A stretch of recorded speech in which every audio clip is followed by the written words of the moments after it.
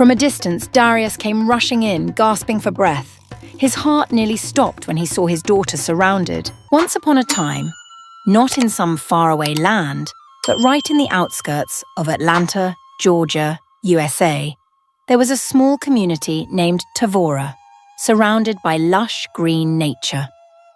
Life there was peaceful, with quaint red brick houses and winding trails that meandered through endless fields.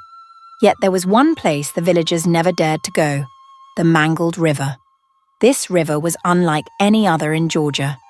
It wasn't the gentle waters of the Chattahoochee River or the refreshing streams flowing through the national parks.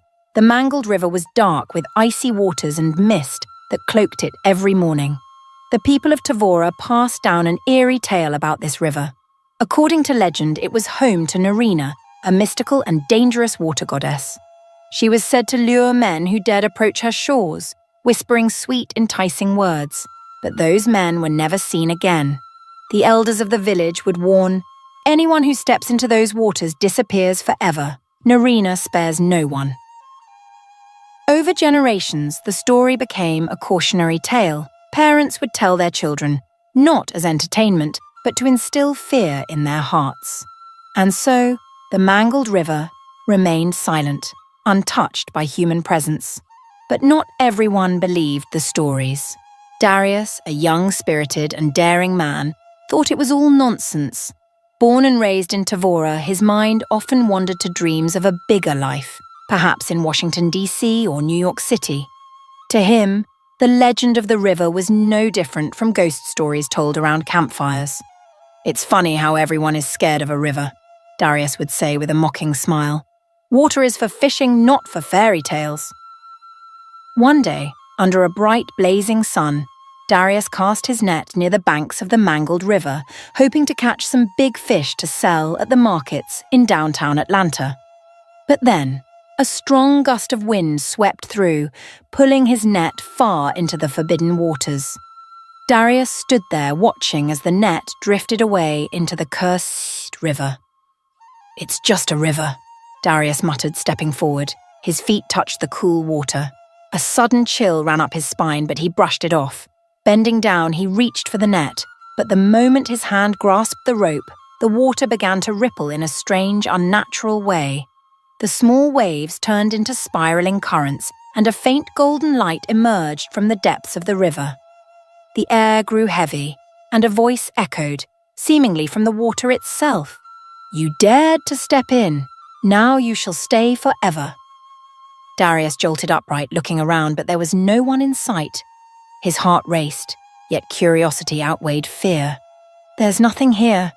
Just my imagination," he told himself. He tugged hard at the net, determined to finish and leave, but from within the water, a pair of glowing, deep eyes stared back at him. What awaits Darius beneath the Mangled River? Will he uncover the secrets of these mysterious waters, or will he vanish like the men before him? The silver moonlight bathed the still waters, creating a scene both beautiful and mysterious. Darius stood by the river, gripping the net tightly, feeling an unusual weight stretching the ropes to their limit. He frowned, wondering to himself, what could this net have caught? A big fish? Or something else? Suddenly, the water lit up, with brilliant golden rays radiating like thousands of diamonds falling into the depths of the river. Darius's heart raced, his hands damp with sweat. This isn't like anything I've ever seen. But he didn't stop. His curiosity urged him to keep pulling. Suddenly, a strange figure emerged from the water. Before his eyes, a mermaid appeared, her body covered in shimmering golden scales. Her long, flowing hair gleamed as if woven from moonlight, cascading over her delicate shoulders. Her eyes, deep as the ocean, locked onto Darius, holding him in an unbreakable gaze. His entire body froze. The mermaid remained motionless in the net, appearing as if she were peacefully asleep. But in the blink of an eye, her eyes opened wide. A faint smile crossed her lips. Before Darius could comprehend what was happening, she suddenly grabbed the net and gave it a powerful tug. Her strength far exceeded anything he could have imagined, leaving him with no time to react. The swirling waters engulfed him, pulling him deeper and deeper. Darkness enveloped him with only a faint golden glow from the mermaid guiding his way. Darius felt as though the entire world was spinning around him. The sound of the wind howled in his ears like the screams of forgotten souls. He awoke in a strange place. The ceiling of the cavern soared high above, reflecting a pearly light from the glowing stones embedded within it. Water covered the cavern floor, shallow enough for him to feel its icy chill enveloping his body. Before him sat the mermaid, her gaze filled with intrigue. "At last, after so many centuries, I have found you," she said, her voice warm yet shrouded in mystery. Darius stepped back, his eyes wide with fear. "Who are you? Why am I here? Let me go." His voice trembled but remained resolute. The mermaid tilted her head slightly, her golden hair gently touching the water's surface. "My name is Narina. This is my world, and you will be my husband." Darius was at a loss for words, his eyes widening even further. "You're insane! Let me go! I don't belong here!" But Narina simply smiled, gently moving closer. "You have no choice. From the moment you touched the water, your fate was bound to mine. No one can take you away from here." In the dim light, Darius felt the chill of the water, yet there was also a warmth, an enigmatic story unfolding, one he could never have imagined himself being part of. In the damp and chilling cavern, time seemed to stand still. Day after day, Darius was kept captive, forced to live with Narina, the mermaid with deep, ocean-like eyes and golden hair that shimmered like moonlight. She claimed that from the moment he touched the forbidden waters, he belonged to the river. At first, Darius resisted, determined to keep his spirit unbroken. But Narina was not just beautiful. She was terrifyingly powerful. With a single wave of her hand, the waters around him would rise, drowning any attempt at escape. One night, under the pale glow of luminous stones in the cavern, Narina gazed deeply into his eyes. "Do you know, Darius?" she said, her voice like the distant song of the ocean.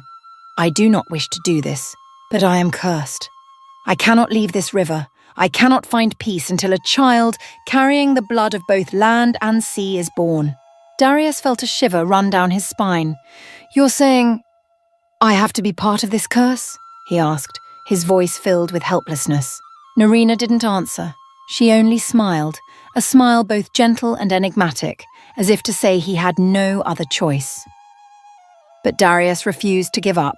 He quietly observed, waiting for the right moment. On nights when Narina was fast asleep, he counted her breaths, carefully memorizing the path out of the cavern. At last, the opportunity came. One night, when the cavern was enveloped in silence, Darius swam toward the surface. His heart pounded with every stroke, each kick of his legs carrying the hope of freedom. The water was as black as ink, and the faint moonlight barely illuminated his path. When he finally surfaced, the fresh air of Tavora village overwhelmed him. He had returned, escaping the grip of the curse. Or so he thought. As Darius stepped into the village, murmurs erupted immediately. Farmers dropped their tools, children ran away, and astonished eyes turned toward him. "Darius has returned!" an old man exclaimed, but the murmurs quickly turned into fearful whispers. "But how is he still alive? He disappeared for months. No one survives the river of chaos." Exhausted, Darius sat beneath a tree and recounted everything he had endured. He spoke of the cavern, of Narina, and the terrifying curse she carried. Yet instead of receiving sympathy, he was met with skeptical and distrustful gazes. "You've been cursed by the river, Darius," an old man said gravely. "You shouldn't have come back. You'll bring disaster upon all of us." Despair flooded Darius's heart.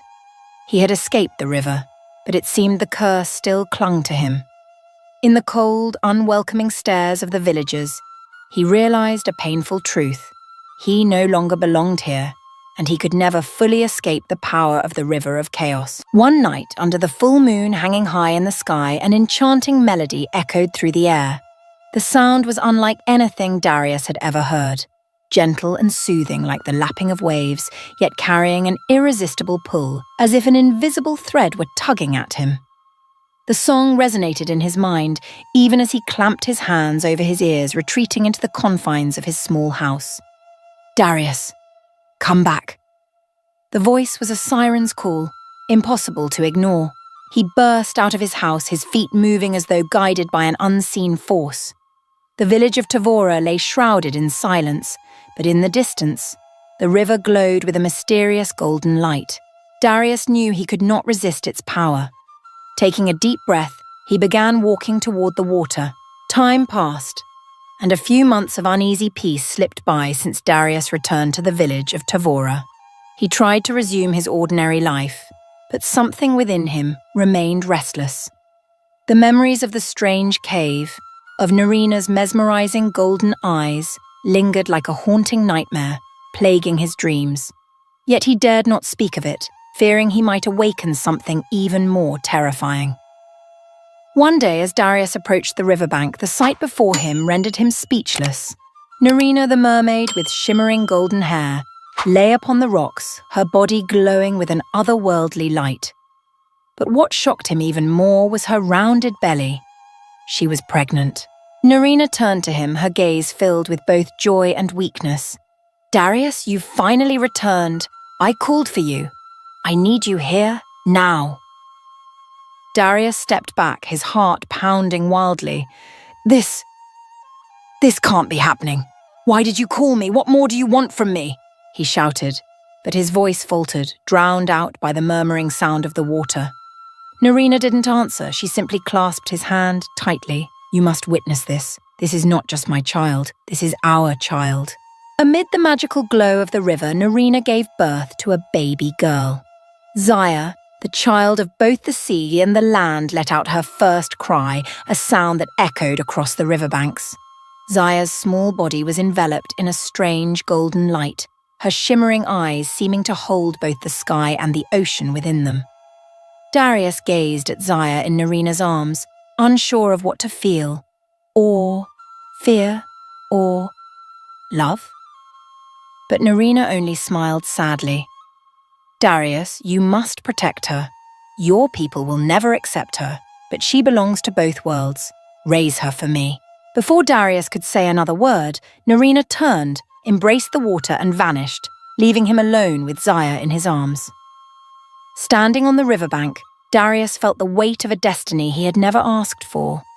He thought to himself, how can someone like me protect a child who carries such a curse within her? Yet, deep down, he knew that Zaya was more than just his daughter. She was the key to a far greater mystery, a destiny that neither the land nor the sea could deny. Zaya grew up in the village of Tavora, a strong and lively girl with a striking beauty that no one could forget. Her long, jet-black hair shimmered like the night sky, her vivid blue eyes resembled crystal-clear waters, and an air of otherworldly grace surrounded her. Despite being adored by the villagers, Zaya always felt that something was amiss. She often asked Darius, her father, about her mother. But Darius would only give a brief, evasive reply. "Your mother passed away when you were born." Zaya never pressed further, but deep inside she carried an emptiness, as if a part of her soul had been buried alongside the secret her father refused to share. One day, while walking through the fields, Zaya heard a strange sound in the distance. It was the beat of a drum, haunting and mesmerizing, as if it were telling a tale from another world. She paused to listen, the rhythm pulling at her. Though she didn't understand why, Zaya felt an irresistible urge to seek out the source of the sound. Ignoring the villagers' warnings about the river of chaos, she decided to follow the call of the drum. The drum beats led her to a large river, unlike anything she had ever seen. The water's surface was still and smooth, like a mirror reflecting the sky above. The atmosphere around her felt almost enchanted, eerily quiet to the point of unease. But as she leaned closer to look into the water, something terrifying happened. Strange shapes began to emerge beneath the surface. They swam and twisted, moving like creatures that didn't belong to this world. Despite her fear, Zaya couldn't resist her curiosity. She stepped closer, her trembling hands reaching out to touch the cool surface of the water. The moment her fingertips made contact, a blinding golden light erupted. A searing pain shot through her body. as if the river itself was altering every cell within her. When the light faded, Zaya looked down. She screamed in horror. Her body had changed.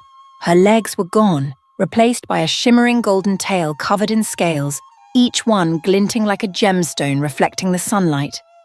Her trembling hands reached out to touch the tail, her eyes wide with shock and fear. Her scream quickly drew attention.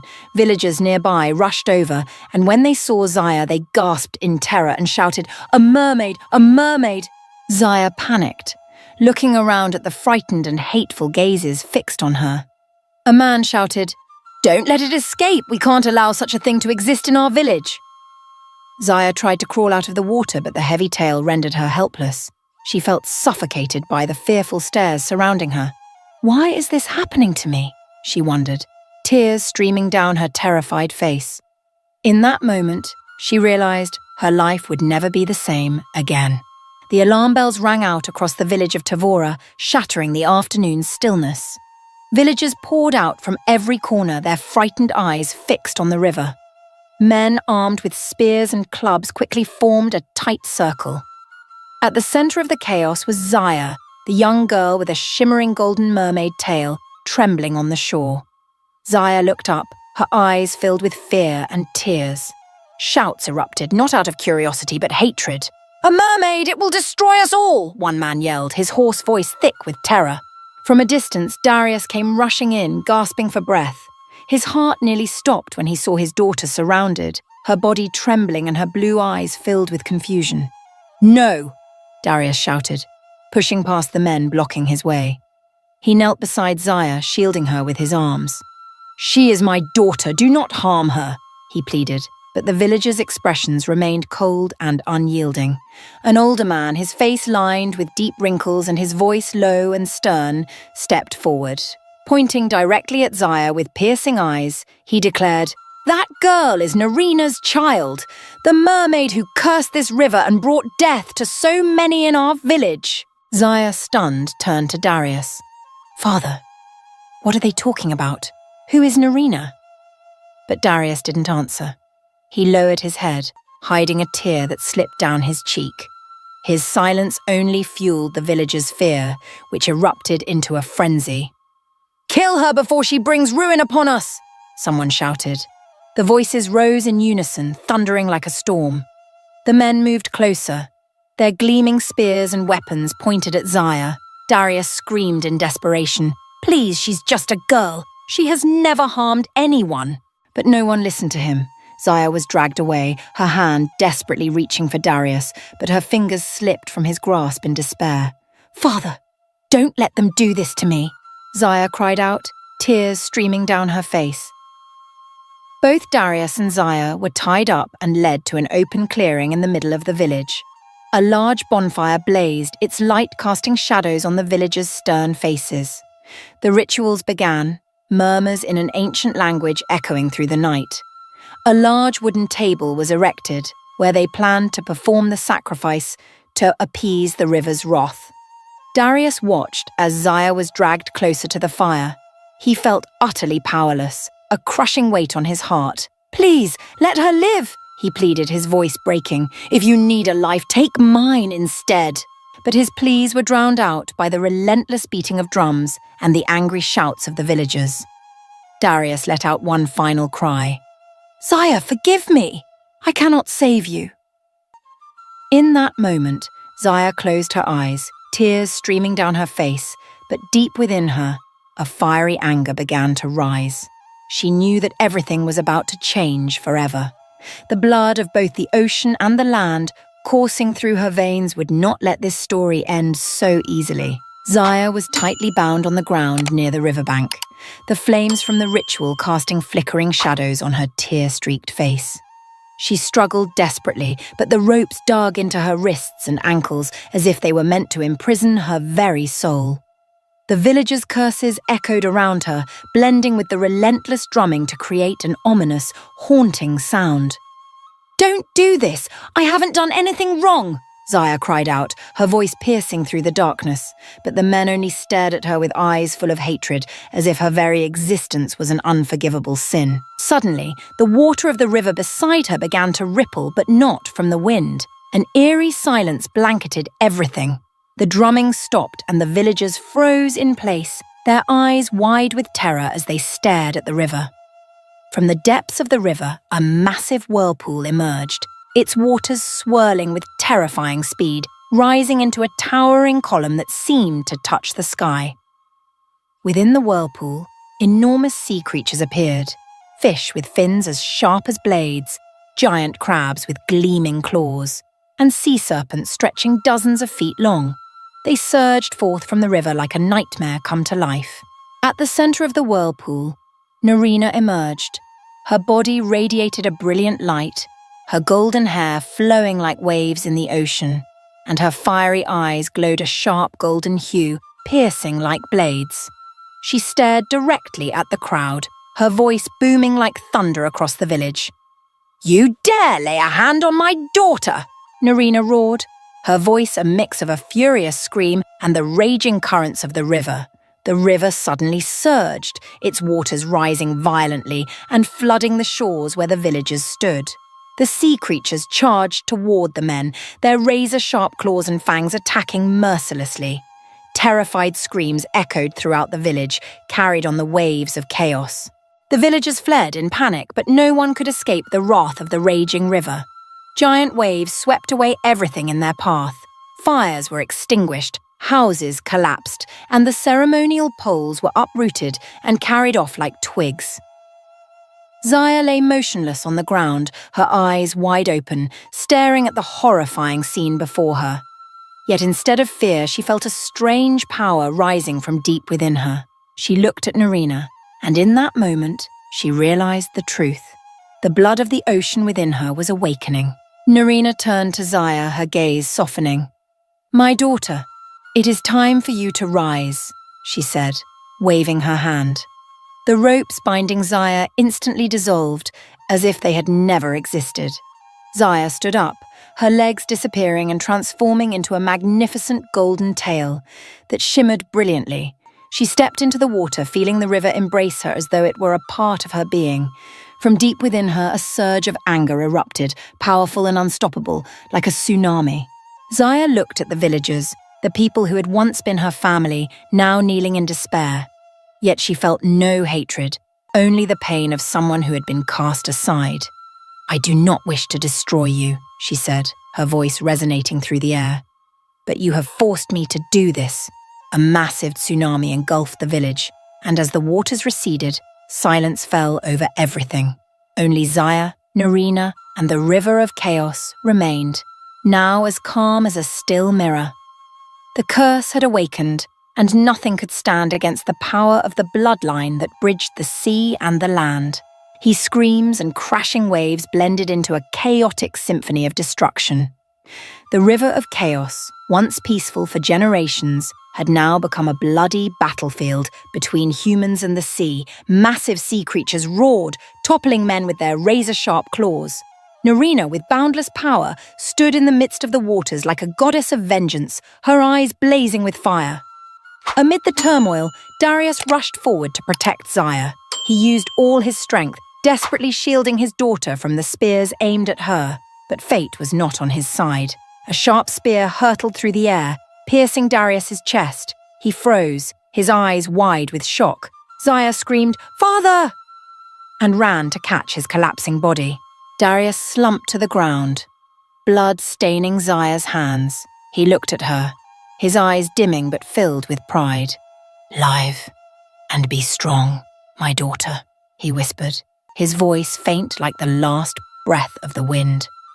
Moments later, his body slipped from Zaya's grasp, lying motionless on the ground. Zaya struggled to breathe. Pain consumed her chest, and in that instant, her overwhelming loss transformed into something else. Her eyes, once a deep ocean blue, now glowed with a radiant golden light, like the sun itself.